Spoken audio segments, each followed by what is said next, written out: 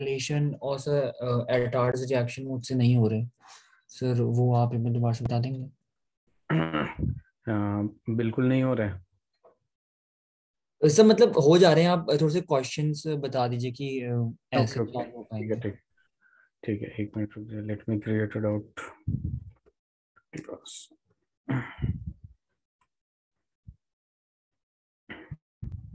Hydrocarbon, right.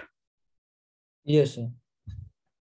तो इसमें आपको किसमें दिक्कत आ रहा है? फ्रेडल क्राफ्ट, अल्काइलेशन और सर एसाइलेशन से मैं दोनों में डिफरेंशिएट नहीं कर पा रहा कि मतलब देखिए कहाँ पे क्या है। बहुत आसान है, ठीक है, ध्यान दीजिए इधर। अपने पास ना सबसे पहले अल्काइलेशन की बात आती है ना। ये रहा आपके पास अल्काइलेशन, ठीक है। इसमें एसन से पहले क्या है? अल्काइल है, यस सर। ठीक है। अल्काइल एसन का मतलब ये हो गया कि एडिशन ऑफ अल्काइल ग्रुप। क्या होगा ये? Addition of alkyl group. तो दो टाइप का नाम दे दिया गया है, एक addition of alkyl group, alkylation. Addition of acyl halide का नाम सुना होगा, RC डबल बॉन्ड OX। ये असाइल यस सर। हेलाइड जो है एक फंक्शनल ग्रुप होता है जिसको यस हम लोग क्या कहते हैं? असाइलेशन कहते हैं। यानी ये असाइल ग्रुप को ऐड करने को असाइलेशन कहते हैं, ठीक है। तो यहाँ सबसे पहले बात आ जाती है कि अल्काइलेशन। तो अल्काइलेशन के लिए एक वो होता है आपके पास, जैसे बेंजीन है। तो बेंजीन में हम क्या करते हैं? सबसे पहले CH3Cl। अब देखिए अल्काइलेशन के लिए हमें अल्काइल हेलाइड ऐड करना है, यानी ये मिथाइल क्लोराइड है। In the presence of anhydride AlCl3, in the presence of anhydride AlCl3। तो अपने पास देखिए सिंपल सी बात है, ये जो आपके पास बेंजीन है, तो हर कार्बन पे एक हाइड्रोजन होगा, तो वो हाइड्रोजन निकलेगा तभी तो ये कार्बन अल्काइल ग्रुप जाके ऐड होगा। यस और नो? Yes sir. ठीक है। तो सिंपल यहाँ पे क्या हो जाएगा आपके पास? ये रहा, यहाँ पे ये बेंजीन बन गया। बेंजीन में जाके CH3 लग जाएगा, और यहाँ से Cl, और यहाँ से जो हाइड्रोजन निकलेगा वो क्या बन जाएगा? HCl बन जाएगा, ठीक है। तो कभी भी आपको अल्काइल हैलाइड ऐड करें in the presence of anhydride AlCl3, उसी को कहते हैं अल्काइलेशन, ठीक है। अब मान लीजिए, जैसे मान लीजिए आपको रिएक्शन दे दिया ये, अब यहाँ दे दिया CH3CH2Cl in the presence of anhydride AlCl3। तो यहाँ पे भी वो सेम ही होगा, बस अल्काइल ग्रुप देखिए यहाँ इथाइल है, तो यहाँ पे जो ऐड होगा वो क्या होगा? C2H5 या CH2CH3। समझ में आई बात? ये होता है अल्काइलेशन वाला बात, ठीक है। Yes sir. अब असाइलेशन की बात हो रही है, तो ये वाला फंक्शनल ग्रुप ऐड करना है। तो असाइलेशन में क्या होता है कि जैसे ये वाला फंक्शनल ग्रुप क्या ले लेंगे? CH3COCl in the presence of same, ये जो रिएजेंट होगा सेम होगा, और यहाँ पे आ जाएगा आपके पास बेंजीन। तो यहाँ पे ये वाला पार्ट जो है वो डायरेक्ट जाके ऐड हो जाएगा, ठीक है। और HCl बाहर निकल जाएगा, तो ये किस तरीके से ऐड होगा? यहाँ पे आ जाएगा C डबल बॉन्ड O, और ये रह जाएगा CH3। इसे कहते हैं असाइलेशन। तो यहाँ से Cl हटता है, और यहाँ से H, दोनों मिलके क्या बना लेगा? HCl बना लेगा, सिंपल।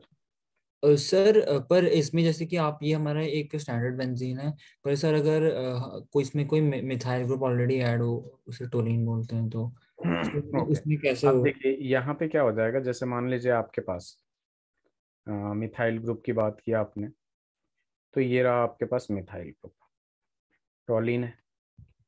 अब CH3 है, तो ये जो CH3 यहाँ से देखिए, अगर मान लीजिए आप CH3Cl कर रहे हैं, तो ये जो CH3 है या तो यहाँ जा सकता है, इसके पास तो बहुत सारा पोजीशन है ना, बहुत सारे ऑप्शन है जाने का, यस सर। ठीक है। तो देखिए यहाँ पे लगाइए या यहाँ पे, बात तो सेम ही है। Yes sir. और यहाँ पे लगाइए या यहाँ पे लगाइए, बात तो सेम ही है, ठीक है। तो यहाँ पे जो प्रोडक्ट बनेगा, मेजर जो प्रोडक्ट बनता है यहाँ पे जो रहता है ना, तो यहाँ पे क्या होता है? इन दोनों में स्टेरिक हिंड्रेंस होगा, yes sir. Steric hindrance repulsion होगा। तो जो स्टेबिलिटी होती है ये पैरा पोजीशन पे ज्यादा स्टेबल होगा, तो ये मेजर प्रोडक्ट यही बनेगा आपका प्रोडक्ट। सर हमें पता कैसे चलेगा कि मतलब मेजर है माइनर? पैरा पोजीशन पे लगाना है या फिर बस मेटा? देखिए यहाँ पे क्या होगा, जैसे कि मैंने बताया कि यहाँ पे अगर आप लगा देते CH3 को, तो यहाँ पे रिपल्सन होता कि नहीं? यस सर होता। रिपल्सन होता तो स्टेबिलिटी कम होती, स्टेबिलिटी कम होती तो माइनर प्रोडक्ट बनेगा, कम बनेगा। Yes sir. यहाँ पे करेंगे तो थोड़ा कम, और स्टेबिलिटी मतलब इससे ज्यादा स्टेबिलिटी होगी। और ये यहाँ करेंगे तो ये तो एकदम अपोजिट डायरेक्शन में हो गया, स्टेरिक हिंड्रेंस एकदम ही कम हो गया, तो ज्यादा स्टेबल होगा। तो जनरली पैरा पोजीशन ज्यादा स्टेबल होता है। Okay sir. ये समझ में आया?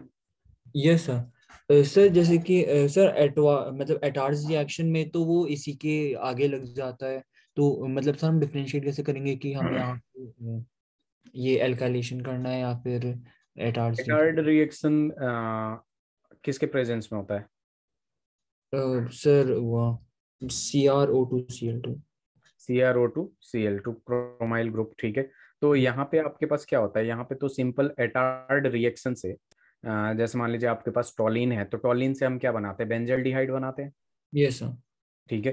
तो यहाँ पे होता क्या है, यहाँ पे बस उसको ऑक्सीडाइज कर देता है, ठीक है, ऑक्सीडाइज ही करता है ना। अगर मैं आपको डायरेक्ट रिएक्शन दिखाऊं, तो ये रहा आपके पास एक टॉलिन, ठीक है। यस। टॉलिन को अगर CrO2Cl2 अगर आप डालते हैं, CrO2 लिख दिया मैंने। एक मिनट। CrO2Cl2 डाला आपने, तो इस वाले ग्रुप को क्या करेगा, ऑक्सीडाइज करेगा। और ऑक्सीडाइज का मतलब क्या होता है, ऑक्सीजन को ऐड और रिमूवल ऑफ हाइड्रोजन, यही यस। होता है ना। Yes sir. ये हो जाएगा C डबल बॉन्ड O और H, सीधे सीधे ऑक्सीडाइज हो जाएगा। अब इसके पीछे मैकेनिज्म क्या है, ठीक है। तो ये एनसीईआरटी के 11th में तो एटार्ड नहीं दे रखा है ना, मैकेनिज्म मैं बता देता हूँ वैसे। ये सर दे रखा है मैकेनिज्म ये बस नहीं होता कि वो शायद आ सकता है एग्जाम में भी जो फाइनेंस होंगे। क्या मैकेनिज्म? उससे मैकेनिज्म नहीं, मतलब रिएक्शन को कंप्लीट करना और। तो ये होता है आपका एटार्ड रिएक्शन। तो बेसिकली यहाँ पे देखिए इसको ऑक्सीडाइज कर देता है, ठीक है। क्लास 12th में भी ये पढ़ना है एल्डिहाइड में, तो कैसे एटार्ड रिएक्शन करता है। तो ये जो होता है मिथाइल बेंजीन को ये ऑक्सीडाइज करता है मिथाइल को बेसिकली, तो यहाँ पे सीधे सीधे एल्डिहाइड में कर देता है। इसके पीछे मैकेनिज्म होते हैं, ठीक है। तो इसमें क्या समझ में नहीं आया आपको, ये बताइए देवांश। अब सर इसमें मुझे ये समझ में आया था कि सर ने एग्जांपल दिया था CH3 मतलब उसमें आपका वो एथाइल बेंजीन था, और सर ने जब उसमें रिएक्शन कराई तो सर वो CH2 CHO हो गया। सर मुझे ये समझ में आया कि सर ने वो स्वैप कैसे किया। CH2CHO हो गया, लाइक सर मतलब एज अ फंक्शनल ग्रुप लग गया था वो। पूरा वो याद है? ये सर मैं आपको फोटो भेज दूँ? हाँ भेज दीजिए।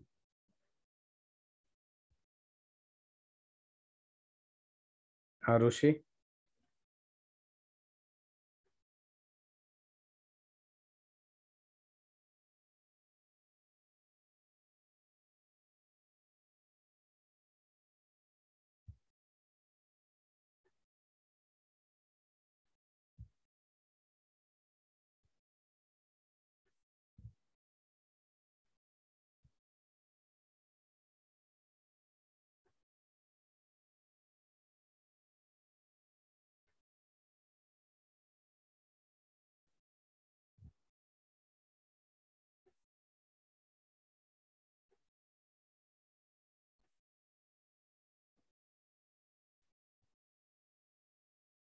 सर भेज दी। डिलीवर हो गया, अब आया।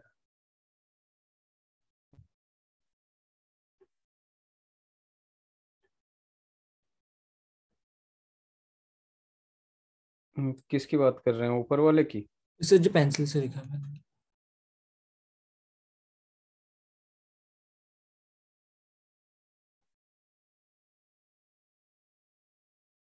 अच्छा, ये CHO कर दिया आपने, ये गलत है। एसीटोफेनॉन बनाएगा यहाँ पे, ऑक्सीडाइज करता है ना, तो ऑक्सीडाइज इधर एल्डिहाइड में करेगा या फिर कीटोन में करेगा। ओके ये सर। प्रोडक्ट जो है बेसिकली आपका, ठीक यस है। सर। यहाँ पे अगर मैं प्रोडक्ट लिखूंगा ना देवांश, यहाँ पे आ गया CH2CH3। तो ये जो है ना CrO2Cl2 के प्रेजेंस में पता है क्या बनाएगा, एसीटोफेनॉन बनाएगा, जो कि ऐसे होगा ऑक्सीडाइज। ये वाला कार्बन होगा डबल बॉन्ड और ये CH3, तो ये कीटोन में बना कि नहीं। Yes sir. ये ऐसा नहीं होगा आपका कि ये ऐसे कर दिया आपने और ये हो गया CH2CHO, ऐसा नहीं है। यहाँ पे ये डबल बॉन्ड यहाँ आ जाएगा और जिसकी वजह से ये कीटोनिक हो जाएगा, ठीक है। ओके जिसको सर। हम लोग सॉरी, वेट अ मिनट।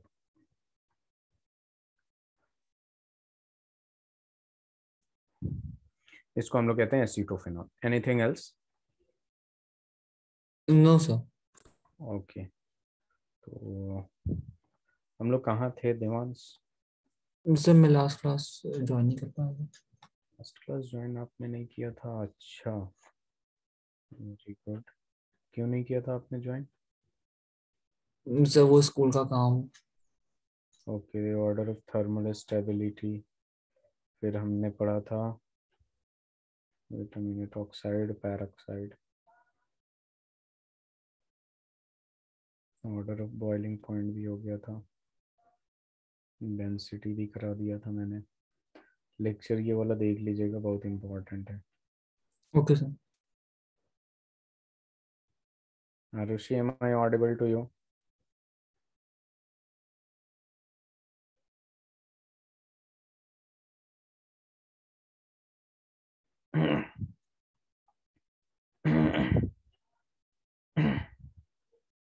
चलिए, तो यहाँ पे हम क्या कर रहे थे बेसिकली, रिएक्शन विद O2 हो गया था अपने पास, ऑक्सीजन।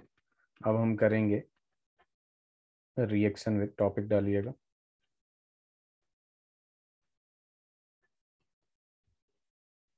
एयर। जब भी रिएक्शन विद एयर की बात आए, ठीक है देवांश, तो यहाँ पे जो बात करेंगे हम लोग रिएक्शन विद एयर में, तो यहाँ पे N2+O2। और एयर में क्या मानते हैं हम लोग, दो गैसेज हैं, N2 और O2। एयर का मतलब क्या हो गया, एयर इज इक्वल टू, दोबारा लिख देता हूँ मैं, O2+N2 या N2+O2। तो यहाँ पे देखेंगे कौन कौन एयर से रिएक्ट करता है। कुछ एलिमेंट्स ऐसे होते हैं जो ऑक्सीजन से बस रिएक्ट करेंगे, नाइट्रोजन से नहीं करेंगे। ठीक है, तो इसको पढ़ना बहुत इंपॉर्टेंट है एयर से। तो यहाँ लिखिएगा among alkali metal, AM stand for alkali metal, only lithium forms nitride। That means कि फर्स्ट ग्रुप में अल्काली मेटल में बस लिथियम ही नाइट्रोजन से रिएक्ट करेगा, पोटेशियम, सोडियम, रुबिडियम, सीजियम नहीं करेगा। Is that clear? Yes sir. Li3n due to, अब ये क्यों करता है, due to lattice energy effect, due to lattice energy effect. अब ये लैटिस एनर्जी इफेक्ट क्या होता है, जैसे कि मान लीजिए आपके पास कोई कंपाउंड बनाना है, आपको कंपाउंड बनाना है। अगर दोनों के दोनों बहुत ही ज्यादा एनर्जेटिक है, ठीक है, दोनों के दोनों के पास बहुत ज्यादा एनर्जी है, तो कंबाइन होके ओवरऑल एनर्जी और ज्यादा बढ़ जाएगा ना। Yes sir. तो वो कंबाइन नहीं होंगे। और यहाँ पे कुछ होता है कि एक का एनर्जी बहुत ही ज्यादा नेगेटिव में है, एक का एनर्जी बहुत ही ज्यादा पॉजिटिव में है, तो ओवरऑल एनर्जी जो होगा वो काफी मतलब एक दूसरे को कैंसिल कर देगा।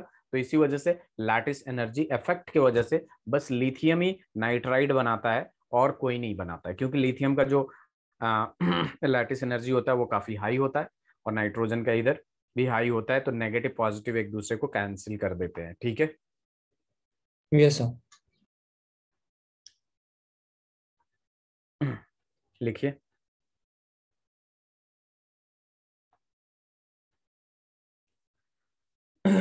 it means a smaller size cation, sir ये एएम का मतलब क्या है? Alkali metals. अच्छा, ओके। लास्ट क्लास में नहीं थे ना। अब बार बार अल्काली मेटल्स या अल्कालीन अर्ध मेटल, उसके लिए AEM लिख दूंगा मैं।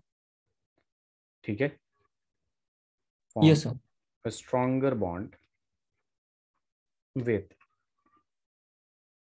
a smaller anion N-3। ये लिख लीजिए।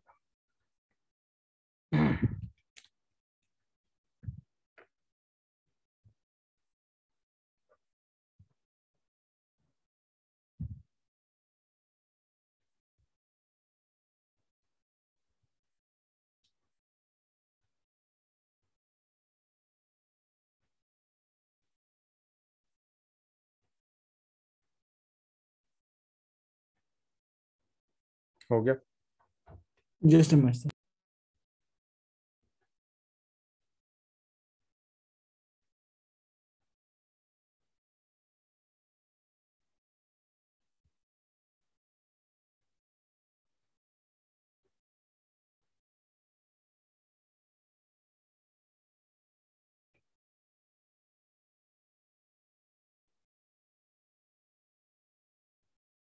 सर आपने वो लास्ट में स्मॉलर एनायन लिखा है? Yes, a smaller anion।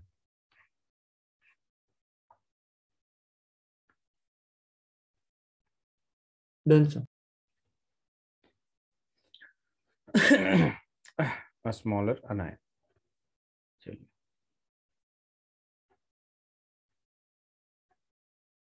अब यहाँ पे लिख लीजिए, जैसे अल्कली मेटल है और यहाँ पे एयर, एयर का मतलब O2 + N2।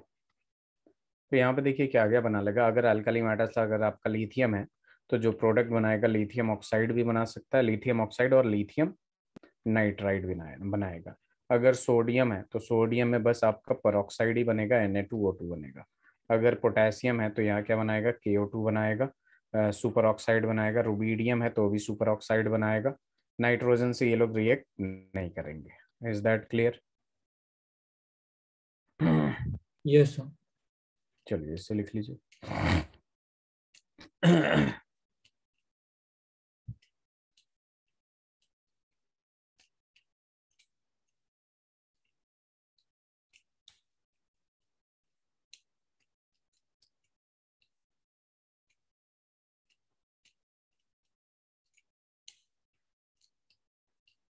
हो गया। Just minute sir.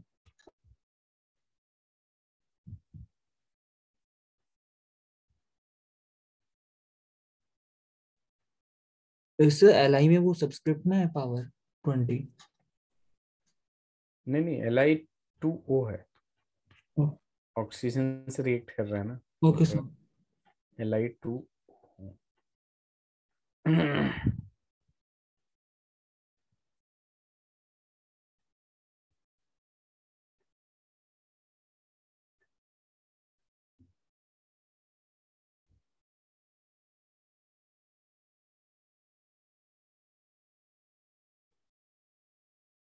Done sir.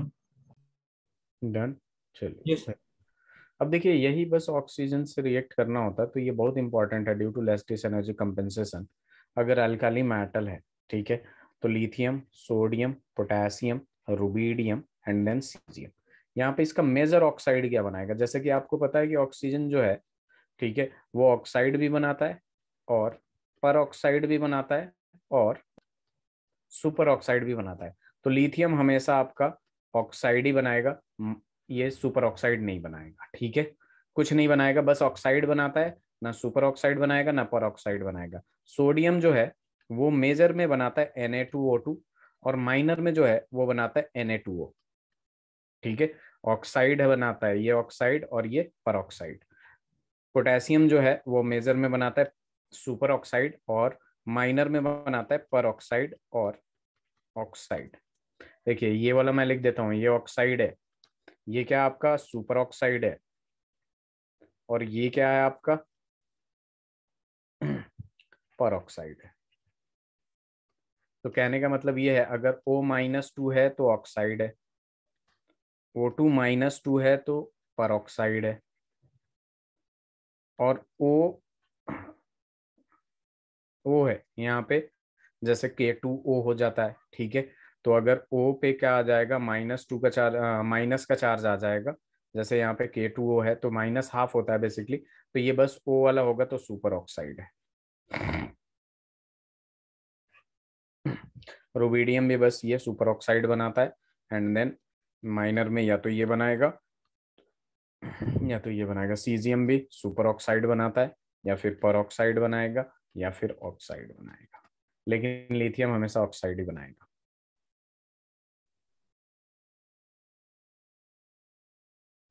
Okay sir. Done. लिख लीजिए नहीं पहले। सर, लिख रहा हूँ। हाँ बताइएगा, हो जाए तो।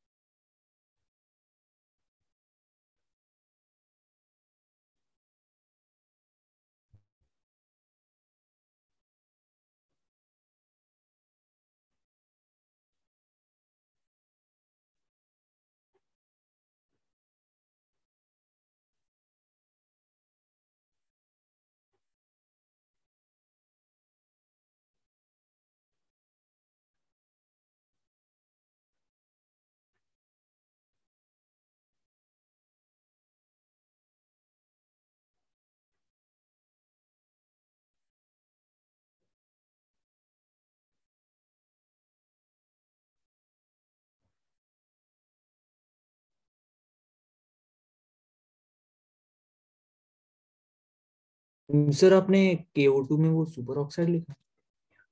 हाँ, KO2 में सुपर ऑक्साइड।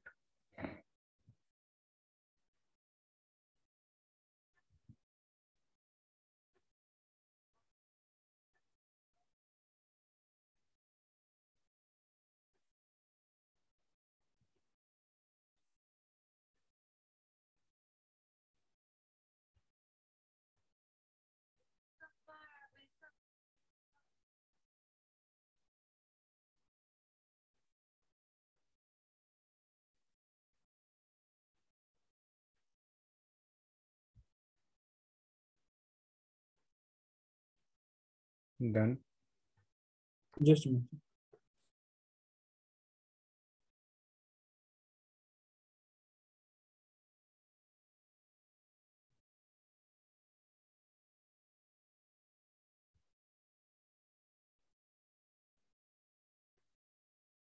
सर ये सुपर ऑक्साइड के सिंबल में वो ऊपर माइनस है हाँ। और सर नीचे भी। नहीं, नीचे कुछ नहीं। Done sir. पूरा लिख लिया आपने? Yes sir. O2 माइनस कर दीजिएगा, that will be much better. ये O माइनस नहीं, O2 माइनस, क्योंकि एक पे हाफ का चार्ज होता है, तो it will be better O2 minus. ठीक है। ओके। चलिए आगे बढ़ते हैं। अब ऐसे ही एयर का रिएक्शन हम लोग सेकेंड ग्रुप के लिए करते हैं। तो यहाँ पे अल्कलीन अर्थ मेटल को मैं लिख देता हूँ AeM, और यहाँ पे एयर से रिएक्ट कराएंगे तो बेसिकली O2 प्लस N2 दोनों से रिएक्ट करेगा, क्योंकि एयर पड़े रहते हैं। तो यहाँ पे देखिए बेरिलियम की जब बात करते हैं तो बेरिलियम ऑक्साइड भी बनाता है और बेरिलियम नाइट्राइड भी बनाता है, ये सारे के सारे रिएक्ट करते हैं। ठीक है। अगर हम मैग्नीशियम, फिर किसकी बात करेंगे, कैल्शियम, फिर स्ट्रॉन्शियम, देन बेरियम। तो मैग्नीशियम भी ऑक्सीजन से रिएक्ट करता है तो MgO बनाएगा प्लस Mg3N2 बना लेगा। ठीक है। यानी ये सारे के सारे नाइट्रोजन से रिएक्ट करते हैं। कैल्शियम की बात करें तो ऑक्साइड से एक तो ऑक्साइड बनाएगा CaO, और CaO2 भी बना सकता है। ठीक है। यानी परऑक्साइड भी बना सकता है, और ये तो Ca3N2 ही होगा।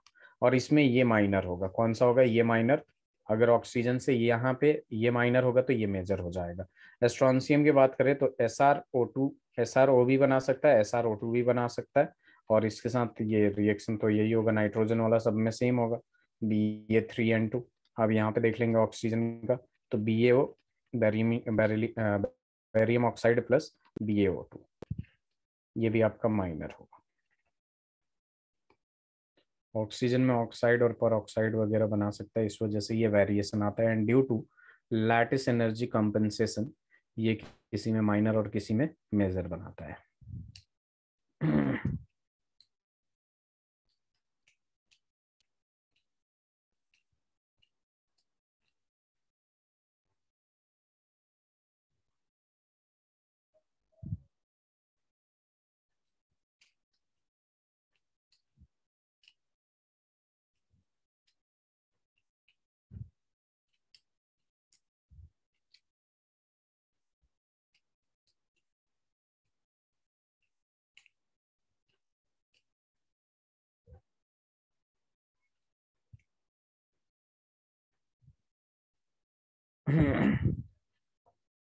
हो जाए तो बताइएगा।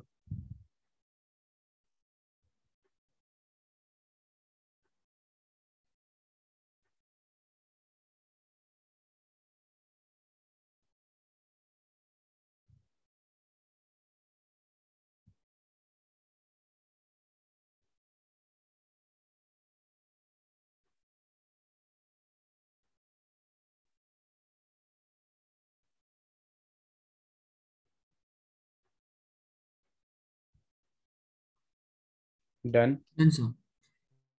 ओके। अब लिखिए जरा, टॉपिक डालिए। Reaction of oxide with water. तो जैसे पता है आपको कि मेटल का ऑक्साइड जो होता है वो बेसिक होता है, और नॉन मेटल का ऑक्साइड जो होता है वो कैसा होता है, मेटल ऑक्साइड बेसिक होता है, और non metal oxide Devansh acid. Acidic होता है। तो जैसे मान लीजिए Li2O से रिएक्ट कराया H2O को, तो ये क्या बनाएगा, LiOH बना लेगा बस। सोडियम ऑक्साइड की बात करें तो ये ज़्यादा मेजर किस में होता है, परऑक्साइड में होता है। H2O से रिएक्ट कराएंगे तो यहाँ भी हाइड्रोक्साइड ही बनाएगा, सोडियम हाइड्रोक्साइड, लेकिन ड्यू टू परऑक्साइड यहाँ पे हाइड्रोजन परऑक्साइड भी देगा। ये सुपर ऑक्साइड को H2O से रिएक्ट करेंगे तो हाइड्रोक्साइड तो देगा ही, लेकिन इसके साथ साथ आपका O2 भी रिलीज होगा और H2O2 भी देगा। तो इसे ध्यान में रखिएगा रिएक्शन।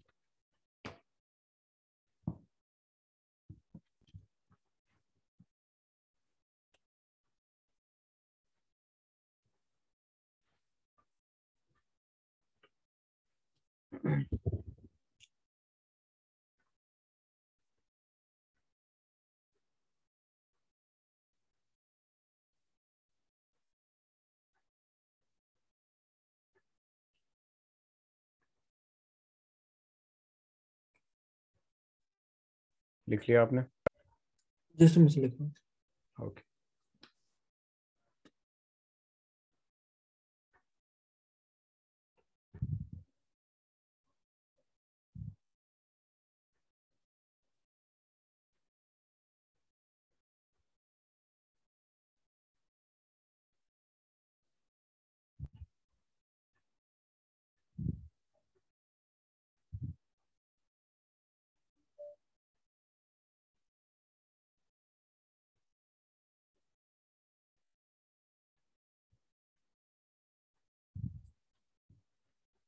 Done sir.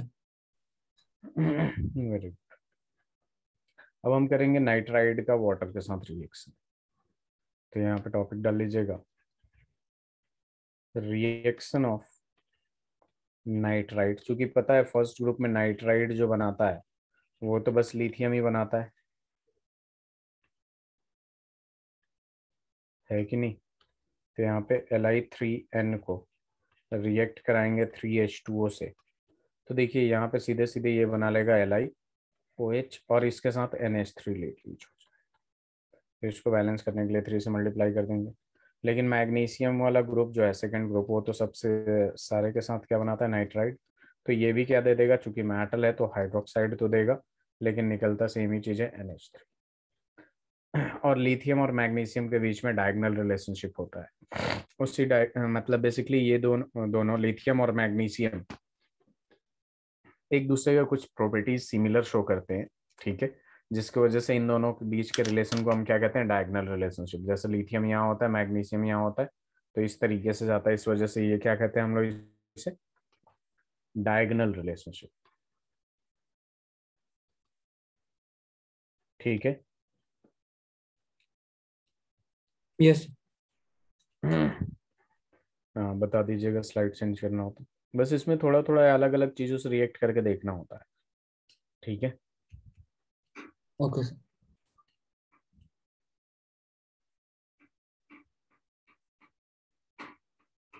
सर इस चैप्टर से क्वेश्चंस कैसे आते हैं, मतलब सब्जेक्टिव पेपर में हाँ हमें मतलब तो रिएक्शन से कंप्लीट करनी होती नहीं है? नहीं, रिएक्शंस बहुत ही कम आते हैं। ठीक है, अभी आते भी हैं। और आपका रीजन वगैरह पूछ लेगा या फिर अरेंज करने को दे देगा कि ये इससे बड़ा क्यों है, तो फिर arrange the following in increasing order of boiling point या मेल्टिंग पॉइंट। या फिर पूछ देगा कि सोडियम जो है वो परऑक्साइड क्यों बनाता है, ऑक्साइड क्यों नहीं बनाता है। ठीक है, या मेजर माइनर, ये सारी चीजें पूछ लेंगे। या फिर कौन सा एलिमेंट फर्स्ट ग्रुप का नाइट्रोजन के साथ रिएक्ट करता है, तो क्यों रिएक्ट करता है, बाकी सब क्यों नहीं करते हैं। तो ये due to lattice energy compensation यही सारी चीजें होती है। स्ट्रेट फॉरवर्ड आंसर होता है, ज़्यादा टफ नहीं होता, बस लेकिन रीड करना पड़ेगा रेगुलरली तभी होगा।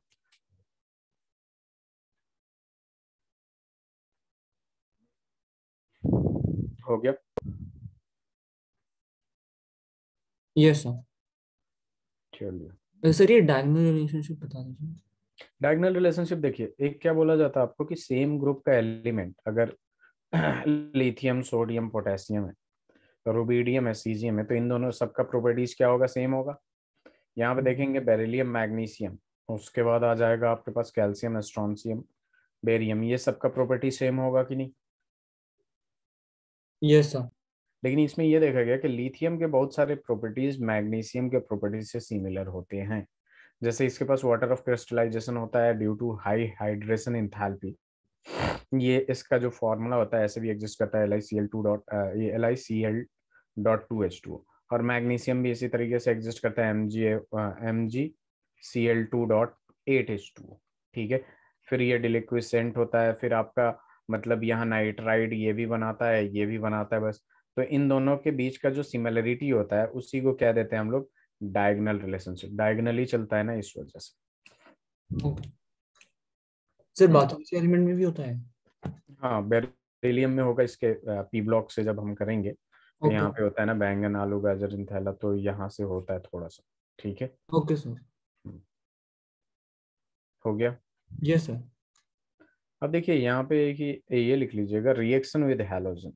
एनसीईआरटी में आपको दे रखा होगा, ठीक है, कि रिएक्टिविटी जब देखेंगे केमिकल रिएक्टिविटी तो अलग अलग reaction with reaction towards reactivity towards water, reactivity towards hydrogen, reactivity towards air water, reactivity towards halogen, ये सारी चीजें। तो यहाँ पे जैसे जैसे मैं लिख रहा हूँ लिखते जाइए, फिर एक्सप्लेन करते हैं। फ्लोराइड, फ्लोराइड मतलब क्या होता है, F- of all S block element and aluminium, ये very important, are ionic in nature, are ionic in nature except BeF2। देखिए फ्लोरीन से आप Li को रिएक्ट करिए, LiF NF KF RbF CSF सारे के सारे आयनिक होंगे। ठीक है, जैसे हमने केमिकल बॉन्डिंग में फजान्स रूल से ये पता किया था कि कौन सा कंपाउंड जो है वो बेसिकली आयनिक है और कोवलेंट है, कोवलेंट कैरेक्टर ढूंढते थे हम लोग, याद है? Yes sir. तो वैसे ही आपके पास ये आ जाएगा, फ्लोराइड जो होते हैं मतलब फ्लोरीन से जितने भी S ब्लॉक के एलिमेंट है, दो ही तो ग्रुप है, हेलिना के रब से फरियद, हाइड्रोजन को हटा दीजिए लीना, ठीक है, दूसरा बेटा मांगे कार स्कूटर बाप, ठीक है, वहां तक उन सब में सारे के सारे फ्लोरीन के साथ जब रिएक्ट करते हैं तो आपका आयनिक कंपाउंड बनाएंगे एक्सेप्ट BeF2। ठीक है, BeF2 जो होगा बेरिलियम फ्लोराइड होगा, जो डाइफ्लोराइड, वो बेसिकली कोवलेंट होता है। ठीक है, ओके लिख लिया आपने? दूसरा पॉइंट लिख सर, लीजिएगा, आपने ये एलिमेंट्स के बाद वो एंड है, and all are ionic? Not all, this is aluminium Al। Okay. ठीक है, एल्युमिनियम की भी बात कर लिया मैंने यहाँ पे। Chlorine bromine iodine of Na+ या K+ ले लीजिए या Rb+ ले लीजिए या CS+ are ionic in nature. ये बहुत इंपॉर्टेंट पॉइंट है, आयनिक इन नेचर, जब मेल्टिंग पॉइंट वगैरह पूछता है तो काफी काम आता है ये। थर्ड पॉइंट लिख लेंगे, chlorine chloride bromide iodide of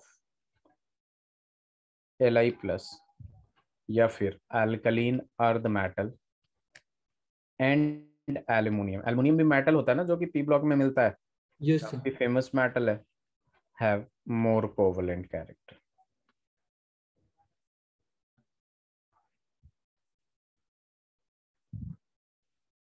due to Fajans rule.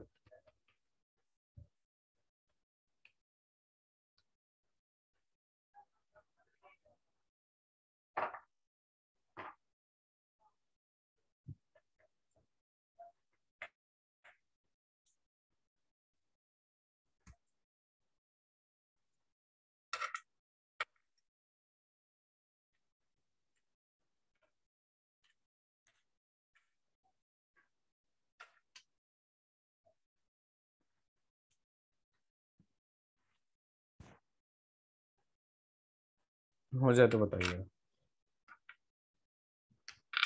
तो ये फ्लोरीन क्लोरीन ब्रोमीन आयोडीन, ठीक है, सोडियम पोटेशियम रुबिडियम सीजियम के साथ कोई भी कंपाउंड बनाएगा आपका आयनिक होगा। लिथियम जो होगा वो फ्लोरीन के साथ बनाएगा तभी आयनिक होगा, बाकी क्लोरीन ब्रोमीन आयोडीन किसी के साथ भी बनाएगा कोवलेंट मानते हैं हम लोग। अल्कलीन अर्ध मेटल जो होते हैं, क्लोरीन ब्रोमीन आयोडीन किसी के साथ बनाए या एल्युमिनियम किसी के भी साथ बनाए, कोवलेंट होता है, ज्यादा कोवलेंट होता है। ठीक है, यस। चलिए हो जाए तो बता दीजिएगा।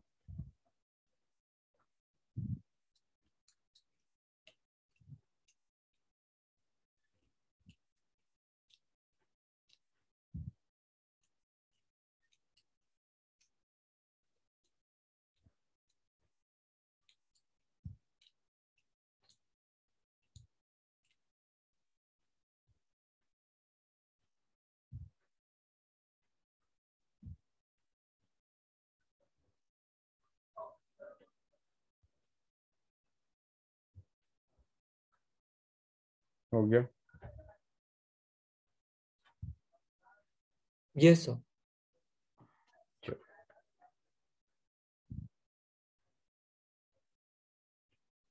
अब देखिए यहाँ पे बात करेंगे मेल्टिंग पॉइंट।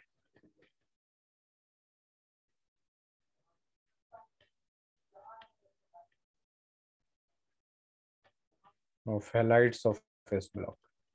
मेल्टिंग पॉइंट कैसे हैलाइड का निकालते हैं, तो सबसे पहले ध्यान में रखिएगा, मेटल और नॉन मेटल की बात होगी, या तो मेटल होगा या फिर नॉन मेटल। ठीक है, अब देखिए यहाँ पे मेटल और नॉन मेटल में क्या डिफरेंस होता है। ठीक है, कहने का मतलब क्या है कि यहाँ पे देखिए हेलाइड्स की बात करें, फर्स्ट ग्रुप जो होता है वो सारे मतलब फर्स्ट और सेकंड ग्रुप जो होता है इस ब्लॉक में सारे के सारे मेटल होते हैं। और दूसरा क्या होता है, हेलाइड लेंगे, हेलोजन सारे के सारे क्या होंगे, नॉन मेटल होंगे कि नहीं, बताइए। Yes sir. तो मेटल और नॉन मेटल के बीच की बात होती है। ठीक है, तो एक आयनिक कंपाउंड बनता है। अब ये आयनिक मतलब एक कंपाउंड बनता है, इधर वो कंपाउंड आपका आयनिक हो सकता है या फिर इधर वो आपका कंपाउंड कोवलेंट हो सकता है। ठीक है, ड्यू टू फजान्स रूल। ठीक है, अब हमें ये पहचानना है कि कौन कोवलेंट है और कौन आयनिक है। इसके लिए पिछला वाला पॉइंट जो लिखवाया था मैं, फ्लोरीन किसी के साथ भी रिएक्ट करे एस ब्लॉक के सारे एलिमेंट के साथ और एल्युमिनियम के साथ, जो कंपाउंड बनाएगा वो आयनिक होगा, यही लिखवाया था ना।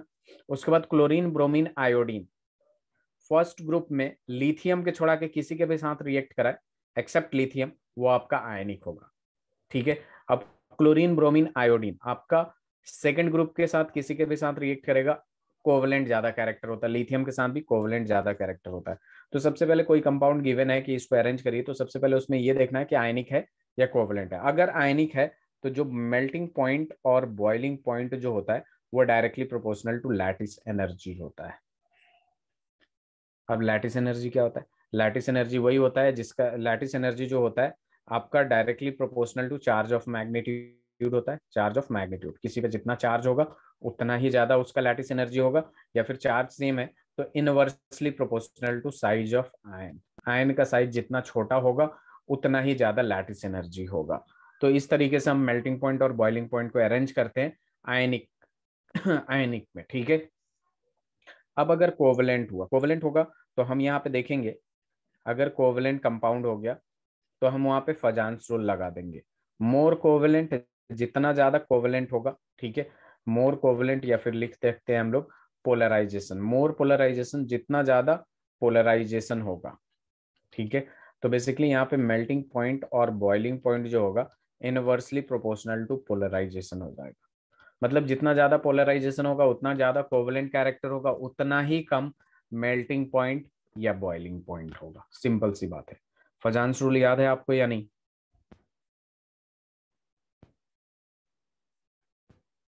Devansh? Yes sir. Fajans rule पता है, केमिकल बॉन्डिंग में पढ़ा था, याद है या नहीं, कुछ पता है उसके बारे में कैसे निकालते हैं? सर बस इतना था कि आने का कोवेलेंट पता चलता है, वो भूल गया। कैसे पता चलता है, अच्छा मैं उसको बता देता हूँ, पहले ये लिखिए।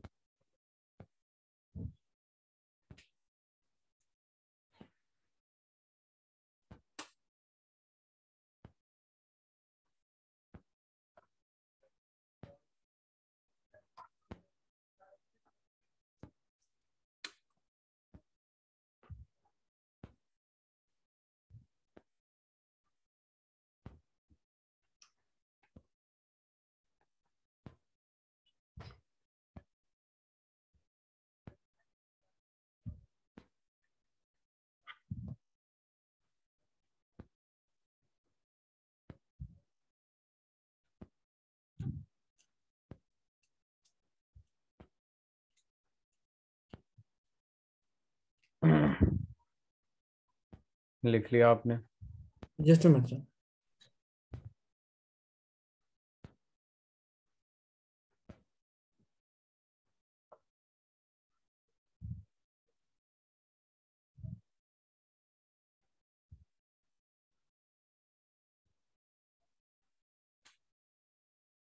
सर आपने वो lattice enthalpy proportional to charge of. Charge of magnitude, magnitude of charge, इसको उल्टा लिख लीजिएगा, मैग्नीट्यूड ऑफ चार्ज, मैंने उल्टा लिख दिया।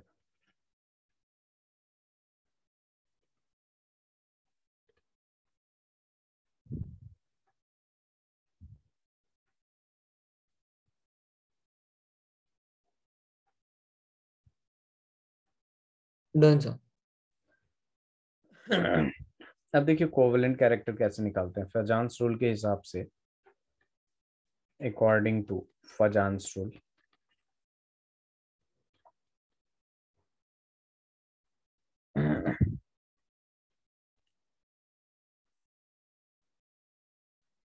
Size of cation inversely proportional to polarisation. Cation जितना छोटा होगा पोलराइजेशन उतना ज्यादा होगा, और पोलराइजेशन जितना ज्यादा होगा कोवेलेंट कैरेक्टर उतना ज्यादा होगा। बात समझ में आया? ये केटायन का साइज देख लेंगे, अगर आयनिक कंपाउंड है मेटल और नॉन मेटल में, तो मेटल पॉजिटिव होगा, तो सारे कंपाउंड अलग अलग कंपाउंड होंगे, उसमें मेटल देख लीजिए, जो भी केटायन है उसका साइज देख लेंगे। साइज ऑफ केटायन जितना छोटा होगा, साइज तो देख सकते हैं ना, यस सर। पोलराइजेशन उतना ज्यादा होगा। साइज जितना इनवर्सली प्रोपोर्शनल है ना, जितना साइज छोटा होगा पोलराइजेशन उतना ज्यादा होगा, और जितना ज्यादा पोलराइजेशन होगा उतना ही ज्यादा आपका क्या होगा, कोवेलेंट कैरेक्टर होगा। बात समझ में आया? Yes sir. Very good. अब देखिए यहाँ पे अपने पास क्या हो जाता है, साइज ऑफ केटायन के बाद बात आ जाता है चार्ज ऑन केटायन। देखिए चार्ज जितना बढ़ाएंगे, आपसे एक सवाल पूछता हूँ, Na+Mg+2 और ये Al+3, इन तीनों में सबसे छोटा कौन है?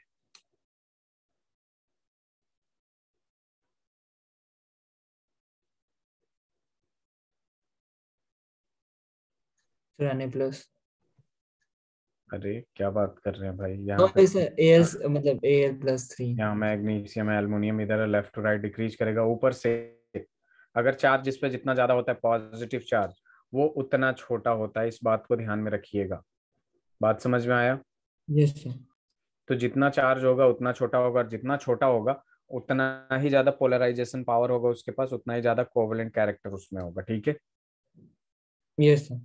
अब यहाँ पे charge on cation directly proportional to polarisation आ जाएगा, क्योंकि चार्ज जितना बढ़ेगा साइज छोटा होगा, और polarisation directly proportional to covalent character. ठीक है? अब यहाँ पे बात आ जाती है अनायन के टर्म में। साइज ऑफ अनायन जो होता है, जितना बड़ा होगा अनायन, ठीक है, उसको पोलराइज करना, उसको डिस्टॉर्ट करना, उसके इलेक्ट्रॉन को खींचना उतना आसान होगा कि नहीं? जैसे मान लीजिए एक अनायन इतना बड़ा है, और एक अनायन जो है इतना बड़ा है, और यहाँ पे केटायन है इतना बड़ा, इसको इजिली खींचेगा या इसको, ये बताइए? दोनों का डिस्टेंस सेम है। सर राइट वाले को। राइट वाले को, छोटे वाले को? Yes sir. नहीं, जब छोटा है तो इसका जो इलेक्ट्रॉन है उसके और इसके न्यूक्लियस के बीच में भी तो फोर्स ऑफ अट्रैक्शन होगा, और छोटा होगा तो ये डिस्टेंस कम होगा, और जब बड़ा होगा तो ये डिस्टेंस ज्यादा है कि नहीं? तो इधर यस वाला फोर्स ऑफ अट्रैक्शन कम होगा, तो ये इजिली खींच लेगा कि नहीं? Yes sir. तो इस वजह से साइज ऑफ अनायन जितना बड़ा होगा वो इजिली पोलराइजेबल होगा, पोलराइजेबिलिटी उतनी ही ज्यादा होगी, तो कोवेलेंट कैरेक्टर भी उतना ही ज्यादा होगा। बात समझ में आया? Yes sir. अब बताइए O-2 बड़ा या N-3 बड़ा? Which one has bigger size?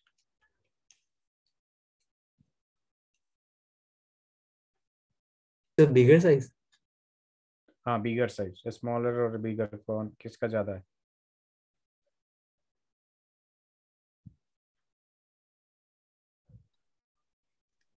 किसका ज्यादा है?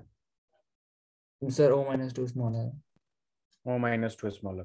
तो यहाँ पे एक बात ध्यान में रखिएगा, चार्ज ऑन अनायन, चार्ज जितना ज्यादा होगा नेगेटिव साइज उतना बड़ा होगा, तो इजिली पोलराइजेबल होगा, तो कोवेलेंट कैरेक्टर भी क्या होगा, ज्यादा होगा। बात समझ में आया? n-3 क्या हो गया, बड़ा हो गया, तो उसको पोलराइज करना आसान होगा ना। Yes sir. बस, तो इससे लिख लीजिए।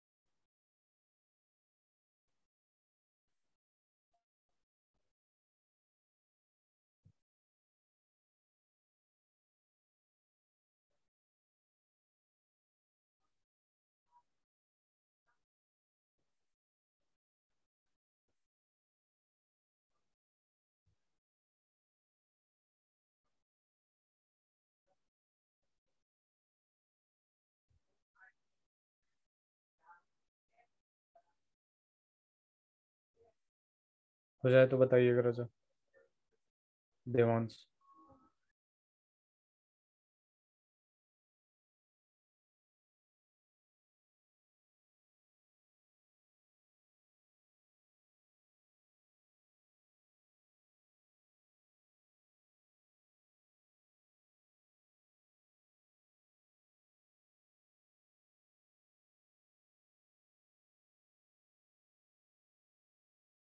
Done sir.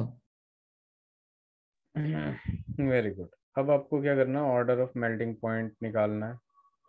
क्वेश्चन दे रहा हूं मैं, ऑर्डर ऑफ मेल्टिंग पॉइंट। अब जब ऑर्डर ऑफ मेल्टिंग पॉइंट की बात होती है तो यहाँ पे देखिए, एम एफ है, एम सी एल है, एम बी आर है, एम आई है। तो यहाँ पे देखिए एम जो है वो क्या है, अल्काली मेटल्स है। NaCl सबके लिए सेम ही है, या तो लिथियम ले लीजिए सबके लिए, या फिर बेरिलियम ले लीजिए। तो सबसे पहले बात करेंगे कि देखिए जब भी दे तो उसमें ये देखिए कि आयनिक कंपाउंड है या कोवलेंट कंपाउंड है, ठीक है। तो चूंकि M तो सबके लिए सेम है, तो ये सारे के सारे क्या होंगे आपके, सोडियम ले लीजिए, ठीक है। तो सारे के सारे आयनिक है कि नहीं? अरे सोड M का मतलब क्या है, मैं और M का मतलब अल्काली मेटल है ना। Yes sir. तो इसमें सारे के सारे आयनिक है, ठीक है, ऐसा मान लेते हैं, ठीक है। और सबसे ज्यादा आयनिक कौन होगा, ये होगा। Yes sir. या फिर ये कर लीजिए कि कोवलेंट कैरेक्टर में इसको देख लीजिए, सबसे ज्यादा कोवलेंट कैरेक्टर किसके पास होगा, ये बताइए पहले। सबसे ज्यादा कोवलेंट कैरेक्टर किसके पास होगा, ये M सब सेम है, तो इसको चेक कर लिया करिए, F-Cl-, Br-, I-। साइज बढ़ रहा है डाउन द ग्रुप, जब साइज बढ़ेगा तो इजिली पोलराइजेबल होगा, और जितना ज्यादा पोलराइजेबल होगा उतना ही ज्यादा कोवलेंट कैरेक्टर होगा कि नहीं। यस। और कोवलेंट कंपाउंड को जनरली मेल्टिंग पॉइंट कम होते हैं, तो इसका जो होगा ऐसे हो जाएगा।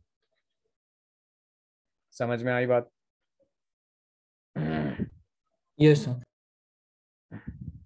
अब मान लीजिए आपको दे दिया LiF, LiCl, LiBr, LiI। फटाक से करिए जरा।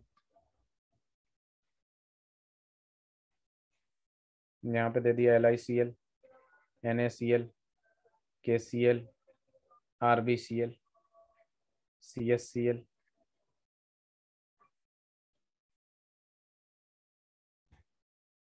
नहीं हो पूछ लीजिएगा।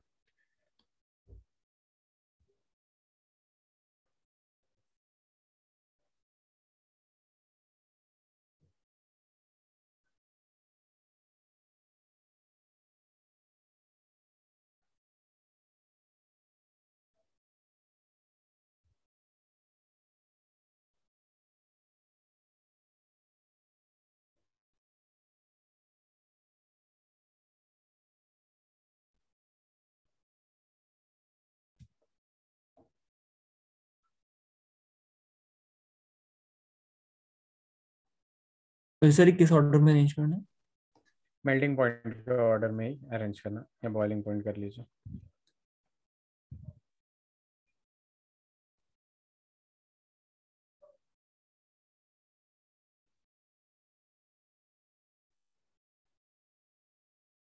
Sir then sir LICL then LIBR then हाँ, ये ऐसे हो जाएगा, सबसे ज्यादा आयनिक कैरेक्टर इसके पास है। दूसरा वाला,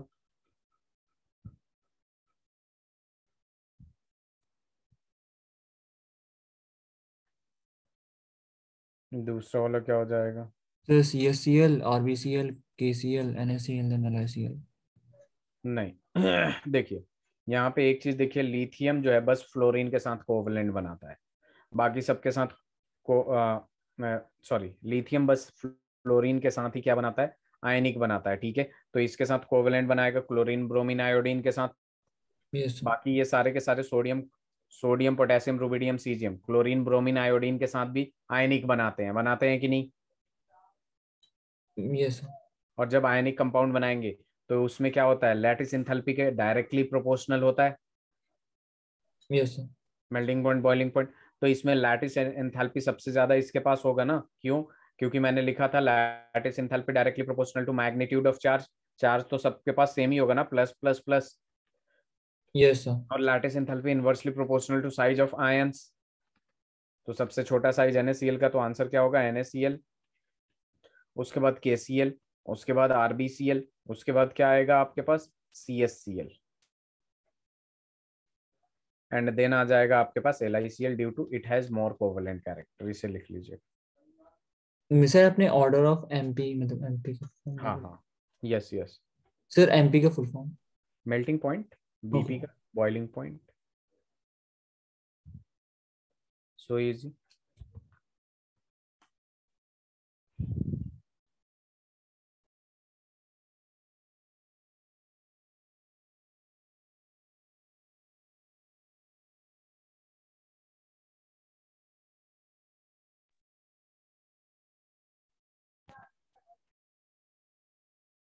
हो जाए तो बताइए।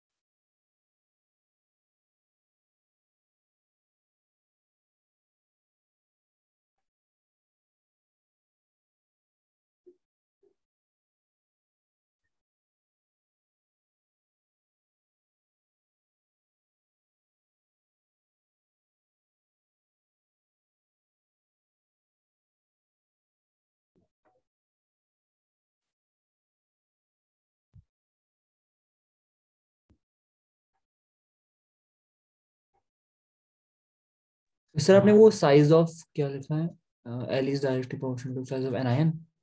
Size of directly proportional to, यहाँ यस सर, सर इसके नीचे वाला। साइज ऑफ आयन लिखा हूँ, ये तो पहले भी लिखे थे ना, lattice enthalpy inversely proportional to size of ion. Yes done हो गया। हो गया, स्लाइड चेंज करूँ? Yes sir. ठीक है, अब यहाँ एक पॉइंट लिख लीजिएगा।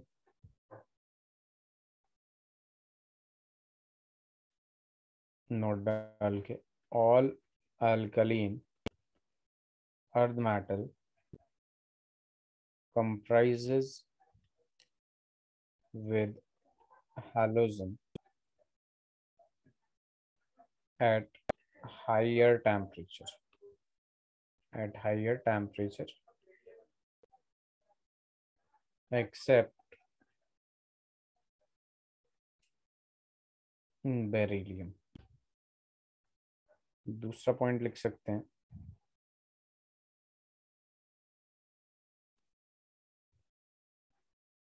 द डिकम्पोजिशन ऑफ, ये BeF2 कैसे बनाते हैं, ठीक है, इसी को बता रहा हूँ। The decomposition of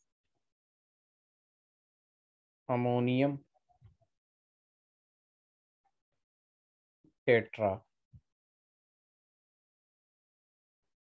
fluoro beryllate, जिसका फॉर्मूला होता है NH4 whole twice BeF4 is best route or best way for the preparation of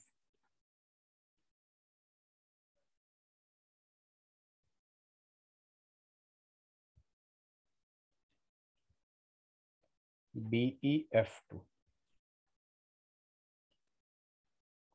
BeF2, ठीक है, ये लिख लीजिए।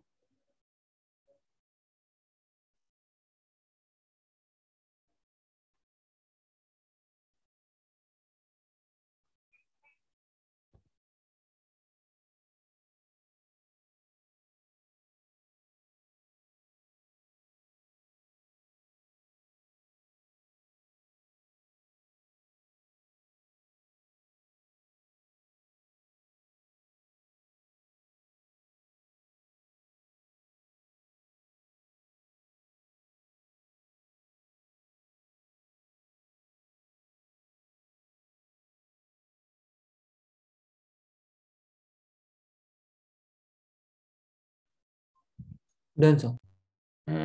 हो गया। चलिए, तो ये ऐसे हम लोग इसको बनाते हैं। आप देखिए इसको बनाते कैसे हैं, रिएक्शन में देख लीजिए, इसको हीट कर देते हैं basically. NH4 whole twice BeF4 को हम क्या कर देंगे, हीट करेंगे। तो यहाँ पे सीधे सीधे अपने पास मिल जाएगा BeF2, बेरिलियम डाइफ्लोराइड, और यहाँ पे मिल जाएगा 2NH4। यहाँ पे पॉजिटिव होता है और यहाँ नेगेटिव होता है, ठीक है। तो यहाँ पे एक पॉइंट और लिख लीजिएगा, compound of NH4 positive with anion which is F minus is ionic। क्योंकि नाइट्रोजन 3 बॉन्ड बनाता है, चौथा बनाएगा तो कोऑर्डिनेट बनाएगा with the help of its lone pair. तो उस पर पॉजिटिव चार्ज आता है, तो आसपास में कोई नेगेटिव चार्ज होता है, अनायन होते हैं, तो वो एक दूसरे को अट्रैक्ट कर लेते हैं। तो इनमें जो बॉन्ड होता है NH4 पॉजिटिव और F माइनस में, वो आयनिक होता है, ठीक है। ऐसे बहुत सारे एग्जांपल्स हैं, NH4 Cl हो गया, या NH4OH हो गया, या फिर NH4NO3 हो गया, बहुत सारे एग्जांपल है, NO3 हो गया, डॉट डॉट डॉट एक्सेट्रा। तो यहाँ पे बेसिकली इन दोनों के बीच में एक फोर्स ऑफ अट्रैक्शन रहता है, ठीक है। और इन यहाँ भी अगर बात करें तो ये देखिए, इसको तोड़ेंगे तो 2NH4 पॉजिटिव होता है, और BeF4 पे क्या हो जाता है, -2 होता है। यहाँ पे +1 पे होता है, लेकिन 2 मोल है, तो यहाँ पे क्या हो जाएगा, +2 हो जाएगा। और इन दोनों के बीच में एक फोर्स ऑफ अट्रैक्शन होता है, जिसको तोड़ देते हैं तो ये कन्वर्ट हो जाता है BeF2 में, और 2F माइनस में, और ये 2F माइनस इसके पास चला जाता है। सिंपल है।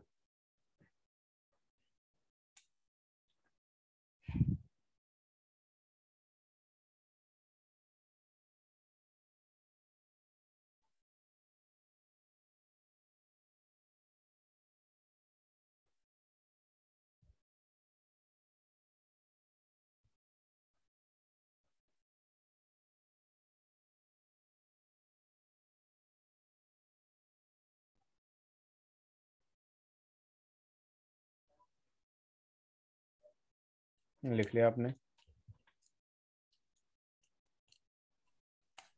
Yes sir. स्लाइड चेंज करो। Yes sir. चलिए, अब देखिए यहाँ पे अपने पास क्या आएगा, reaction with liquid ammonia. Paper का डेट आ गया क्या आप लोगों का? यस सर पता। कब है? सर सेकंड से स्टार्ट है, फिजिक्स का बता। केमिस्ट्री कब है? Just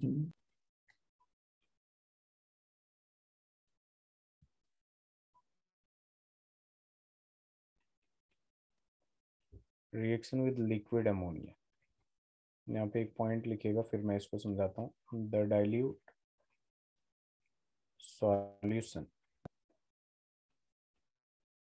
of alkali metal and liquid ammonia produces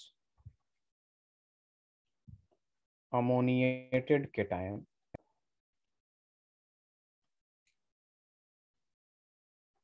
उससे सेवेंथ को। ओके। देखिए यहाँ पे क्या होगा कि dilute solution of alkali metal लेंगे और लिक्विड अमोनिया लिखेंगे, लेंगे और दोनों को मिक्स करते हैं, तो अपने पास अमोनिएटेड केटायंस मिलता है एंड अमोनिएटेड इलेक्ट्रॉन्स भी मिलता है। मतलब अमोनिया से मिलता है जो इलेक्ट्रॉन उसको अमोनिएटेड इलेक्ट्रॉन कहते हैं, और उसी से एक केटायन मिलता है जिसको अमोनिएटेड केटायन भी कहते हैं हम लोग। तो यहाँ पे अगर हम इस रिएक्शन को लिखें तो ये देखिए क्या हो जाएगा, जैसे मेटल हो गया, अल्काली मेटल हो गया NH, और यहाँ पे जैसे NH3 ले लिया हमने, क्या ले लिया, NH3, और इसका जस्ट सपोज जो कोएफिशिएंट है x+y है, क्या है, x+y है कोएफिशिएंट। तो ये हो जाएगा, m तो प्लस में ही जाएगा क्योंकि मेटल इलेक्ट्रोपॉजिटिव होता है, और यहाँ पे आ जाएगा NH3 में या तो x ले लीजिए या फिर y ले लीजिए, और यहाँ पे इलेक्ट्रॉन भी एक निकल जाता है चूंकि ये अकेले इलेक्ट्रॉन दिया हुआ है, तो इलेक्ट्रॉन और यहाँ NH3 y टाइम्स हो जाएगा। ठीक है, क्योंकि देखिए यहाँ पे x+y का मतलब क्या है, NH3 का जस्ट सपोज 5 मोल है, तो दो में डिवाइड हो गया, एक 2 मोल्स ऑफ NH3 और एक 3 मोल्स ऑफ NH3। अब यहाँ से m जो है इलेक्ट्रॉन लूज किया है, तो ये तो पॉजिटिव में जाएगा, तो इलेक्ट्रॉन जो लूज किया है उसी सॉल्यूशन में रहेगा, तो इलेक्ट्रॉन, ये NH3 देखिएगा बैलेंस है, x इधर है y इधर है, तो बैलेंस है कि नहीं। Yes sir. ठीक है, तो इसी के बारे में कुछ पॉइंट्स लिखाएंगे जो कि बहुत इंपॉर्टेंट है। ठीक है, तो यहाँ पे लिखते जाइए साथ साथ में, the dilute solution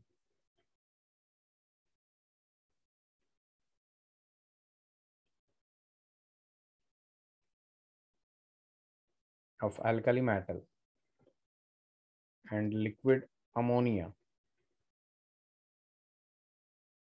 imparts blue color.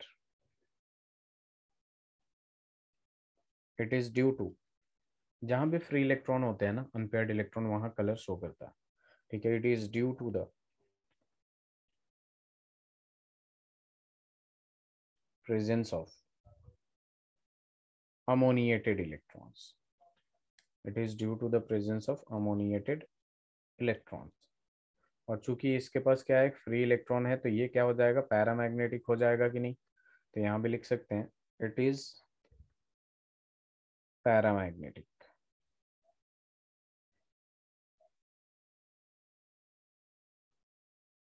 Due to presence of ammoniated electron. Free electron होता है, अनपेयर्ड इलेक्ट्रॉन, तो इसी की वजह से ये पैरामैग्नेटिक भी होता है और ब्लू कलर भी शो करता है।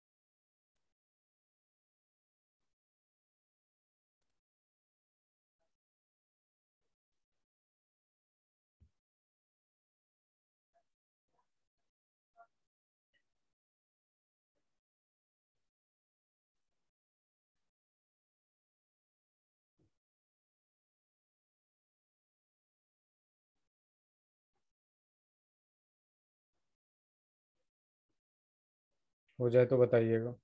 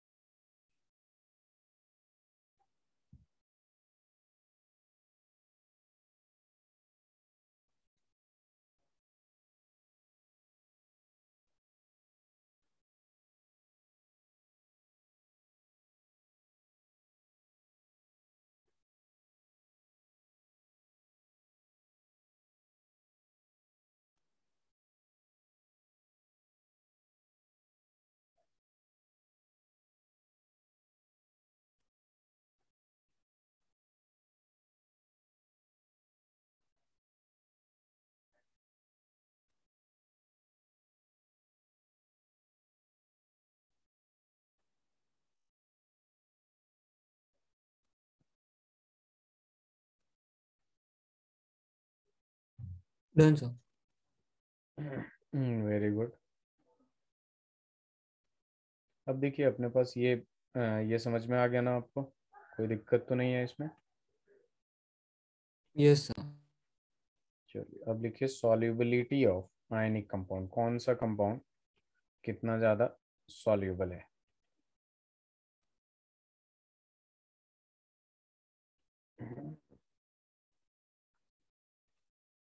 तो यहाँ पे देखिए जब सॉल्युबिलिटी की बात करते हैं तो दो फैक्टर पे डिपेंड करता है। It depends upon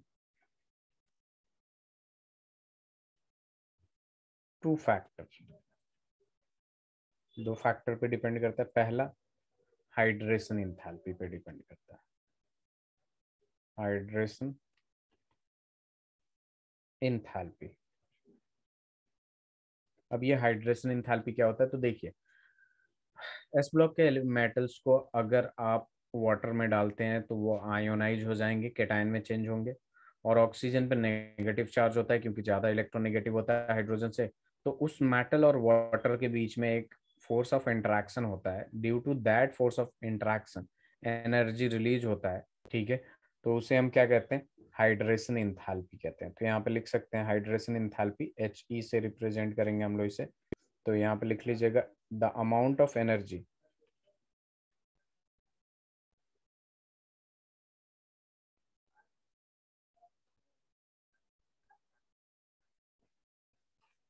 released during the interaction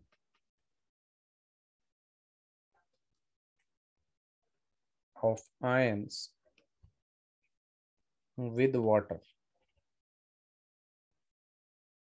is called hydration enthalpy. As for example, just suppose यहाँ पे Na प्लस है और यहाँ पे H2 की जब बात करेंगे तो ये चारों तरफ से H2 इसके पास पास होंगे। तो यहाँ क्या होगा, एक इस पे तो डेल्टा नेगेटिव होगा, इस पे भी डेल्टा नेगेटिव होगा।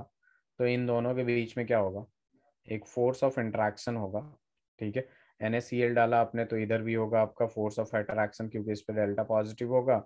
NaCl डाल दिया जैसे सपोज पानी में, ठीक है, वाटर में, तो ऐसे ऐसे होता जाएगा, ठीक है। तो इसी फोर्स ऑफ इंटरैक्शन की वजह से कुछ एनर्जी रिलीज होता है, ठीक है। उसी को कहते हैं हम हाइड्रेशन इंथैल्पी। और हाइड्रेशन इंथैल्पी जितना ज्यादा होगा उतना ही ज्यादा सॉल्यूबल होगा। तो इसके बाद में इसके बारे में बात करेंगे। दो फैक्टर पे डिपेंड करता है, एक हाइड्रेशन इंथैल्पी और दूसरा जो होता है लैटिस इंथैल्पी पे डिपेंड करता है। किस पे डिपेंड करता है, लैटिस इंथैल्पी पे। अब लैटिस इंथैल्पी क्या होता है, वही कि 1 मोल सॉलिड आयनिक कंपाउंड को तोड़ने में, ठीक है, 1 mole of solid energy required to break 1 mole of solid ionic compound into its gaseous constituent particles is called lattice enthalpy. तो 1 मोल आयनिक सॉलिड को तोड़ के उसके गैसियस कॉन्स्टिट्यूएंट आयंस में कन्वर्ट करने में जितना एनर्जी लगता है उसी को कहते हैं लैटिस एंथैल्पी। अब लैटिस एंथैल्पी जितना ज्यादा हाई होगा उतना ही कम सॉल्युबिलिटी होगी। हाइड्रेशन एंथैल्पी जितना ज्यादा होगा उतना ज्यादा सॉल्युबिलिटी होगी। पहले इसे फिर लिख ये ले। हाइड्रेशन थैंडी वाला मुझे समझ में नहीं आया। हाइड्रेशन एंथैल्पी वाला समझ में नहीं आया। NaCl है आपके पास, यस वाटर सर। में डाला आपने, Na प्लस में जाएगा, Cl माइनस में जाएगा, जाएगा कि नहीं। Yes sir. वाटर क्या होता है, पोलर होता है या नहीं। यस सर होता है। अब यहाँ पे वाटर में OH H2 ऐसे लगा हुआ है, तो ऑक्सीजन ज्यादा इलेक्ट्रोनेगेटिव होगा तो डेल्टा नेगेटिव आएगा, इधर भी क्या आएगा, डेल्टा नेगेटिव आएगा। Yes sir. और यहाँ पे हाइड्रोजन की बात करेंगे तो इधर डेल्टा पॉजिटिव और इधर भी क्या आएगा, डेल्टा पॉजिटिव आ जाएगा। Yes sir. अब यहाँ पे Na प्लस कहीं पड़ा हुआ है और Cl माइनस पड़ा हुआ है, तो इन दोनों के बीच में क्या हो जाएगा, फोर्स ऑफ अट्रैक्शन हो जाएगा। Yes sir. इन दोनों के बीच में फोर्स ऑफ अट्रैक्शन, इन दोनों के बीच में फोर्स ऑफ अट्रैक्शन, यहाँ फोर्स ऑफ अट्रैक्शन। और जहाँ फोर्स ऑफ अट्रैक्शन होता है वहां पे एनर्जी रिलीज होगी कि नहीं। यस सर होगा। और जहाँ एनर्जी रिलीज होगी उसी एनर्जी को क्या कहते हैं, हाइड्रेशन इंथैल्पी कहते हैं। Okay sir. चलिए लिखिए जरा।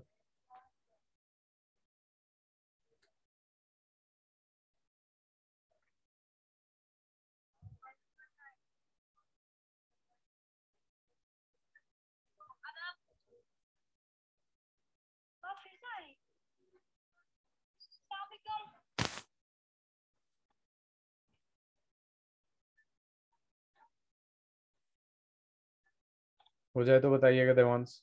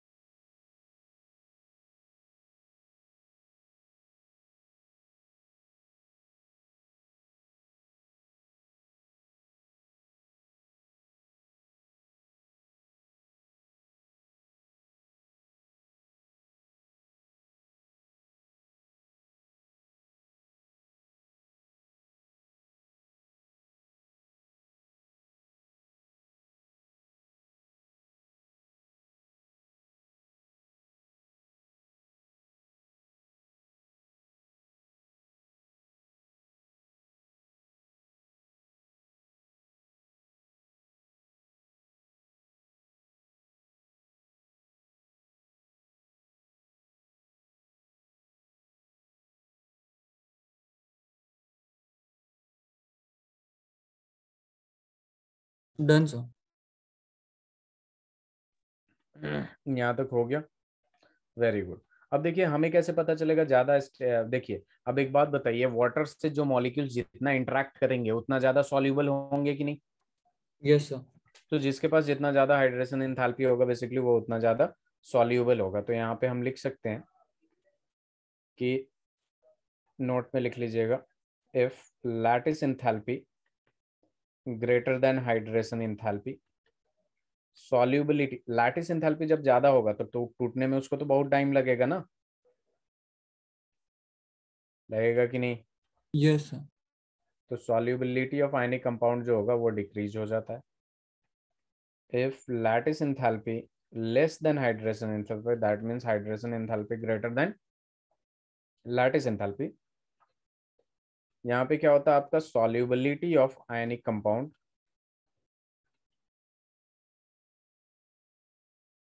in water increases। बात समझ में आया? जितना ज्यादा हाइड्रेशन एंथैल्पी होगा उतना ही ज्यादा आपके पास solubility होगी।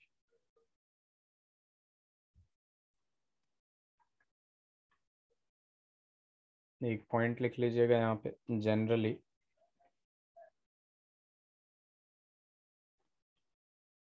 solubility of ionic compound decreases from top to bottom।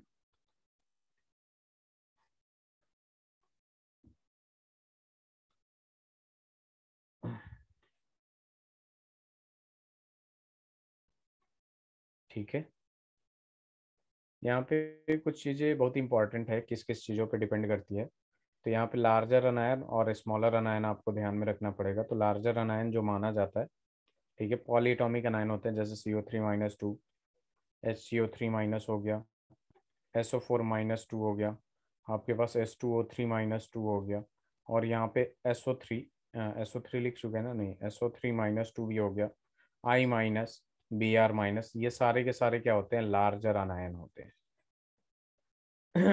ठीक है देवांश? Yes sir. अब देखिए देवांश, यहाँ पे सॉल्युबिलिटी के बाद ना, अरे पूरा ही बात चला गया। सॉल्युबिलिटी के बाद की बात करें हम लोग, तो अपने पास ज़्यादा इसमें रह नहीं गया है सिलेबस।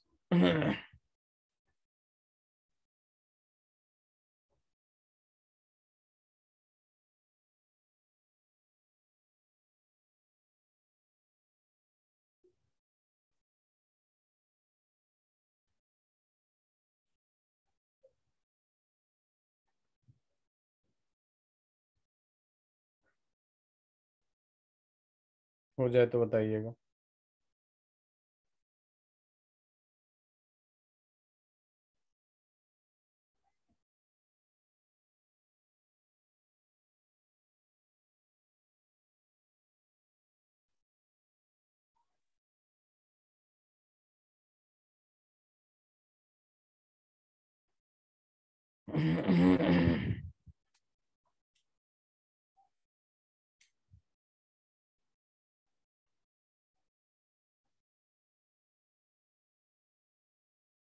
हो गया। Yes sir. चलिए यहाँ लिखिएगा, कंक्लूजन लिख लीजिए, which is very important.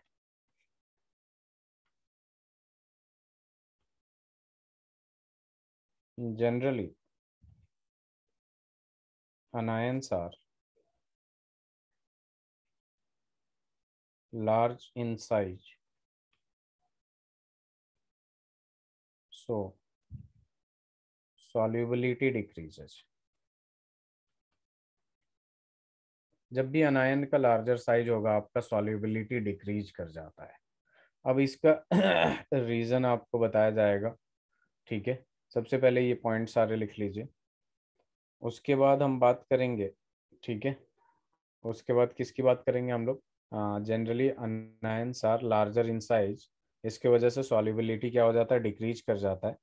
But in case of, अच्छा ये बहुत इंपॉर्टेंट है, decreases from top to bottom, from top to bottom, top से बॉटम जाएंगे अनायन बड़ा होगा, सॉल्युबिलिटी डिक्रीज करती है। लेकिन यहाँ पे जब बात होती है but in case of first यानी group 1 and second A, that means group 2, group 1 में अगर आपका F माइनस से रिएक्ट किया हो या O माइनस से रिएक्ट किया हो, -2, ये छोटे वाले अनायंस है, CO3-2 हो गया, ठीक है, HCO3-2 वगैरह हो गया, ठीक है, ध्यान दीजिएगा, ये HCO3- हो गया आपका, SO4-2 हो गया, SO3-2 हो गया, ठीक है, इन सब से अगर रिएक्ट करेगा, या ग्रुप 2 में आपका F माइनस हो गया, उससे रिएक्ट कर रहा हो, ग्रुप 2 का कोई भी एलिमेंट O-2 से रिएक्ट कर रहा हो या OH माइनस रिएक्ट कर रहा हो, तो आपका जो सॉल्युबिलिटी होती है वो इंक्रीज करता है, ठीक है, यहाँ डिक्रीज करता है, लेकिन इससे करता है तो यहाँ पे क्या करेगा, इंक्रीज करेगा। तो यहाँ पे क्या लिख दूंगा मैं, solubility increases from top to bottom। तो देखिए यहाँ पे कुछ मैंने वो भी कंसीडर कर रखा है, लार्जर ग्रुप, लेकिन ये फर्स्ट ग्रुप के साथ अगर ये सारे एक्ट कर रहे हैं, ठीक है, तो आपका इंक्रीज करेगा, बाकी सबके साथ क्या करेगा, डिक्रीज करेगा। इस बात को ध्यान में रखिएगा, ठीक है। Okay sir. सर आपने ये फर्स्ट ग्रुप के आगे क्या लिखा है, वो आई है? ग्रुप 1 लिखा हूँ, 1A लिखा हूँ, 1A, ये रोमन न्यूमेरल में है।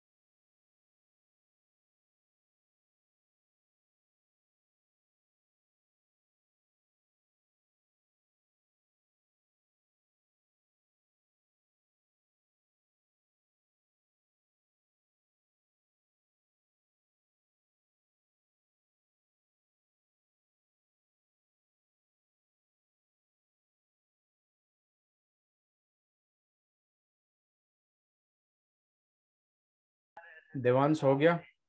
Yes sir. ओके, तो चलिए हम नेक्स्ट क्लास में यहीं से कंटिन्यू करेंगे, ओके। नेक्स्ट यस, क्लास में हम लोग यहीं से कंटिन्यू करेंगे। Thanks sir. ओके आरुषि, ठीक है।